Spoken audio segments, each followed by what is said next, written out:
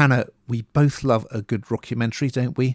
But isn't it time we gave some recommendations for people who would rather listen to music than binge watch TV shows and films? Funny you should say that, Ian, because British rapper Fletchy has just released his debut EP, The Colossal Apostle. It includes standout tracks Money Calling, This Is Crazy, and Ooh. Ooh. And you don't have to just take our word for it. Fletchy has been shouted out by none other than LeBron James, as well as Dwayne Wade and Juicy J. A mix of humour, heartbreak, and hard-hitting beats.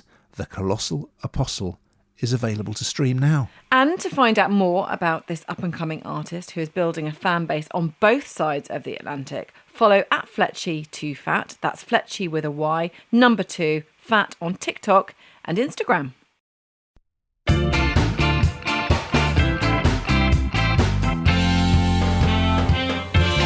We're going to start on the Netflix with a new series called Wayward. And here's a clip. In the hills and valleys, there is a place where your teenager can grow and thrive. My name is Evelyn Wade. I'm the lead youth counselor here at Tall Pines Academy. We use groundbreaking therapeutic techniques to solve the problem of adolescence.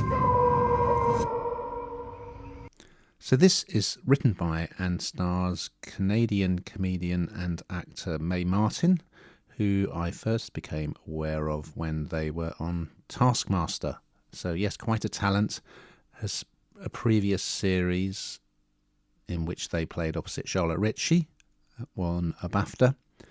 This, to some extent, is inspired by their childhood, when Mae dropped out of school and experimented with drink and drugs and got kicked out of the family home. It's all about a so-called therapy school called the Lone Pines Academy, which is headed by this woman called Evelyn, played by the brilliant Toni Collette, and she's pretty disturbing in this. So yeah, this is a place where you frustrated parents can send their troubled teens, and they literally come in a van, go into your kid's bedroom, grab them by force and just take them away. So yes, it's in the Vermont town of Lone Pines, and Mae Martin plays Alex, who is a cop from Detroit who has moved there with his pregnant wife, played by True Detective's Sarah Gadon. His wife's called Lauren, and she grew up there. Okay, and first day on the job with the local police force, she comes across this student from the academy running barefoot through the woods, having escaped, and just saying, "Don't send me back, don't send me back." Yeah. So meanwhile, in Toronto, this student called Abby, played by Sydney Topliff, she's hanging out with Layla, played by Alvia Allen Lind, who the parents think is a bad influence. Okay. And after one escapade's too many, yes, she is taken away. Abby is taken from her bedroom in the night and packed off into a van off to this, life-changing regime. So, yeah, I really liked episode 1 of this. I thought it was very interesting. Yeah, Martin, you might have seen her in the comedy Feel Good, which she also wrote, and she co-starred with Ghosts actor Charlotte Ritchie. So, yeah, a bit of a different role for Toni Collette, who is just endlessly versatile, isn't she? She's great in this. And just the idea of this really, tough love school where God knows what's going on behind closed doors, but it doesn't sound good, that's interesting. And also the fact that the cop's wife did go to the academy back in the day, so that adds a little bit extra to the mix. So yeah, I thought it was very good. What did you think, Hannah?